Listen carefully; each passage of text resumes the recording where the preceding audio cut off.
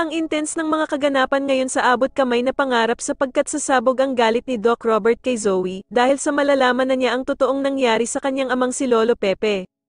Dito nga ay wala nang takas si Zoe dahil sa magpa-positive ang resulta ng kanyang fingerprint sa naiwang gamit kung saan naaksidente si Don Pepe.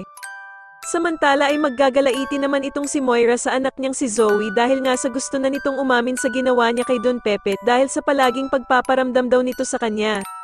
Sasabihin nga ni Zoe na hindi na daw kinakaya ng konsensya niya na patuloy pang ilihim ang kanyang krimen na nagawa sa Lolo Pepe niya at gusto na nga daw niya itong aminin. Sasabihin naman ng bruhang si Moira na hindi niya pwedeng aminin ang ginawa niya kay Don Pepe at plano niya nga daw na umalis sila ng bansa at magpakalayo-layo kung magpa-positive ang fingerprint nito sa naiwang gamit sa tulay.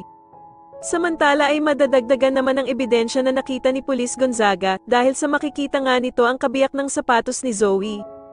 Dito nga ay lalabas na ang resulta ng fingerprints at bukod tanging isa lamang daw ang nagmatch dito at eto nga ay si Zoe. Sa kabilang banda naman dahil sa naging resulta ng fingerprints ay maiisipan ni Moira na lumabas ng bansa at magpakalayo-layo kung saan sila hindi makikita ng mga pulis.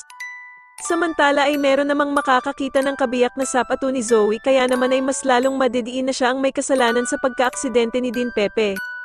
Sa tingin niyo magawan pa din kaya ng paraan ni Moira na makaligtas ang anak niyang si Zoe, matapos mag-positive ang fingerprint nito, mas lalo na nga talagang nagiging exciting ang mga susunod na kaganapan kaya naman ay mas lalo pa nating abangan ang mas lalong gumigandang abot kamay na pangarap. Maraming salamat po sa inyong panonood at sana po ay mas subscribe niyo ako. Maraming salamat po.